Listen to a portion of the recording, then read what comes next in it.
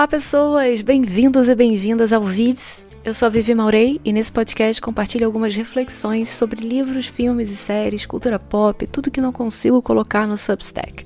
Além de falar um pouco sobre a vida como imigrante brasileira vivendo em Portugal.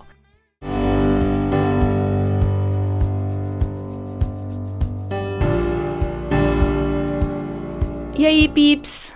Como vocês já entenderam ao ler o título do episódio, hoje eu vou explorar um tema um pouquinho mais delicado, mas que eu acho extremamente relevante, que é legados digitais e desejos finais. É claro que a ideia para gravar sobre isso veio de vários lugares e acontecimentos recentes, né? Depois da morte do chefe, eu admito que o choque foi tão grande que eu fiquei meio pensativa mesmo sobre deixar de existir, assim, de uma hora para outra, do nada. E não é como se eu nunca tivesse pensado nisso. É claro que eu já pensei, até mais do que uma pessoa normal deveria pensar, meio mórbido. Sério, eu já pensei tanto em morte, é surreal. Mas eu sempre enrolei pra fazer o que eu finalmente fiz essa semana, que foi organizar o meu legado. Legado aqui, vocês entenderam, né? Tipo, legado digital ou não digital, e enfim, e meus desejos finais. Que assim, vocês já se perguntaram o que acontece com as nossas contas, os nossos dados, as nossas memórias digitais quando a gente não tá mais aqui? Os e-mails que a gente manda, fotos, conta do iCloud, os textos guardados em zilhões de pastas, se você é um escritor ou uma escritora doida como eu. Porque assim, não é só a pasta dos textos finalizados ou publicados, porque aí tá de boa, né?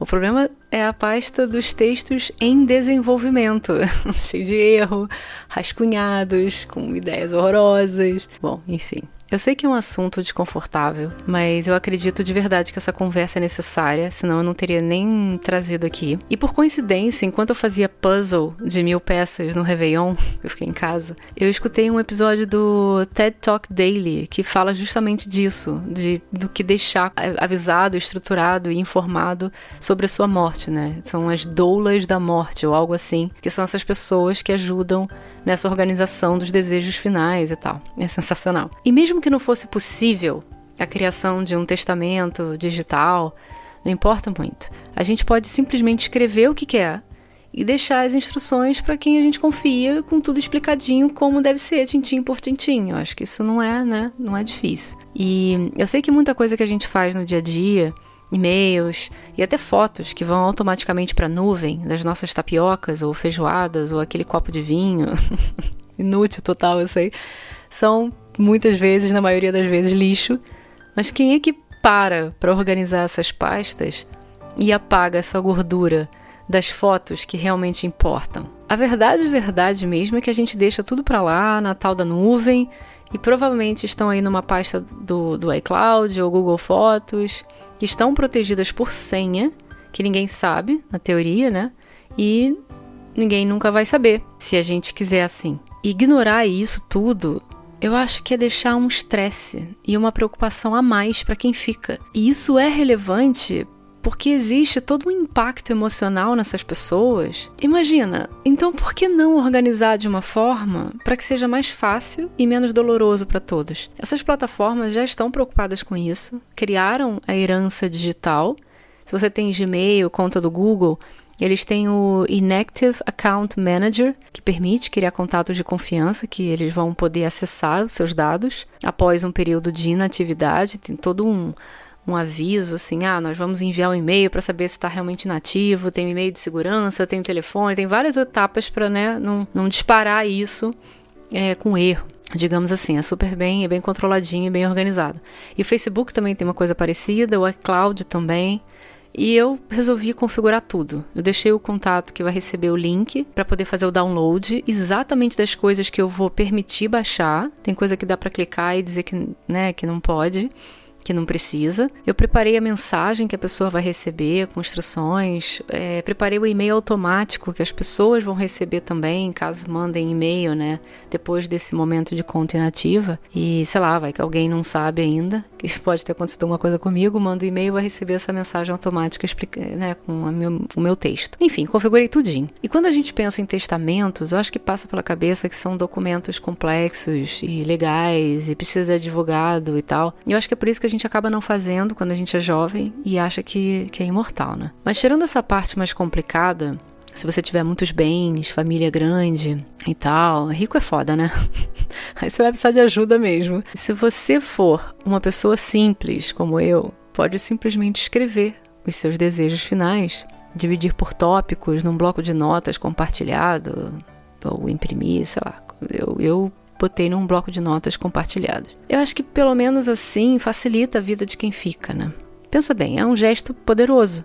Você poder não apenas ajudar os entes queridos num momento difícil, porque está praticamente tudo ali indicado, você também ajuda a si mesmo nesse processo de pensar sobre a morte um dia. O que você quer que façam com o seu corpo, por exemplo, cremar ou enterrar, como você quer que seja a cerimônia, onde, qualquer coisa que você queira, é só dizer. Pensa na dificuldade que as pessoas vão ter na hora de decidir essas coisas, pensando, o que ela gostaria. E organizar essas informações alivia a carga emocional de quem fica, porque elimina essas incertezas e, obviamente, vai trazer clareza nesses próximos passos que, quando acontece, né, parece que tudo fica um breu. Esse acidente recente, essa tragédia que foi a morte do Pedro, me abriu os olhos para tomar essa decisão de organizar essas coisas de uma vez por todas. E a gente precisa falar mais sobre isso. Esses pequenos gestos, galera, podem ser um alívio para aqueles que nos amam e vão sofrer com a nossa morte. No dia a dia a gente não fala muito do que a gente acredita, do que a gente pensa, do que a gente quer, quer dizer, depende da pessoa, né? Mas tá aí a terapia e os números de psicólogos para provar que a gente acaba segurando muito mais do que devia. Então, falar sobre isso eu acho que ajuda. Não só se acaso realmente alguma coisa acontecer, as pessoas que vão ficar, mas ajuda nós mesmos enquanto estamos passando por esse processo. E claro que nesse processo, por ter que escrever o que eu quero e não quero, tipo, eu não quero que botem batom na minha boca, no meu corpo, dentro do caixão que seja, não quero batom, não quero sutiã, entendeu? E além disso, decidir o que salvar do legado digital, todo esse processo, né, a gente acaba tendo que pesar o que realmente importa. Pensa só, nossas fotos, nossos textos, nossas mensagens não são apenas uma extensão da nossa vida, algo que nos imortaliza de certa forma. Eles são um reflexo de quem nós somos. O que a gente posta, salva e compartilha, ou não compartilha, mas salvou, diz muito sobre nós. Embora a gente não dê muita importância a isso, porque a gente tem ali, né, o nosso próprio contexto na cabeça que passa completamente despercebido a todas as outras pessoas. Em caso aconteça alguma coisa com a gente, da noite para o dia, que impacto emocional essa última mensagem digital pode ter? Imagina deixar um e-mail, uma foto, ou um texto, um vídeo, preparado para ser enviado para alguém especial, caso alguma coisa aconteça. Essas ações, elas têm um poder transformador e ajudam a manter vivas as conexões que a gente cultiva. E se a gente pensar sobre isso, nós temos essa oportunidade.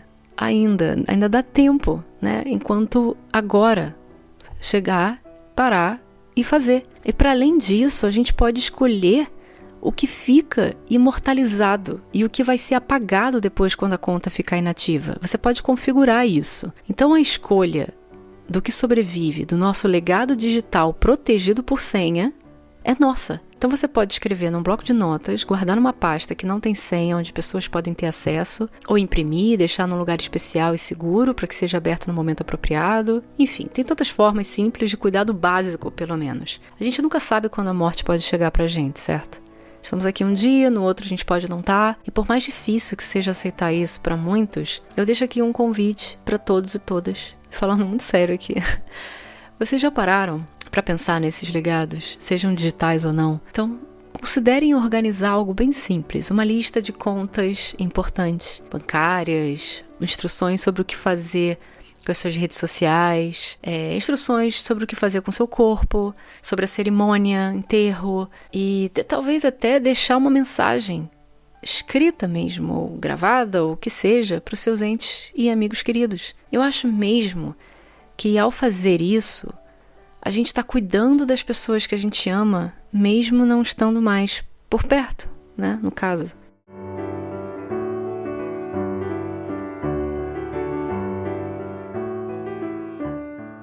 E com isso eu encerro o episódio. Obrigada por me acompanharem nesta reflexão, que eu sei que é um pouco mais difícil, mais delicada, falar sobre isso não é fácil. Mas eu espero de verdade que essas ideias inspirem vocês a pensarem no que realmente importa e a decidir esses pequenos passos para organizar os seus legados. E até o próximo episódio. Feliz Ano Novo!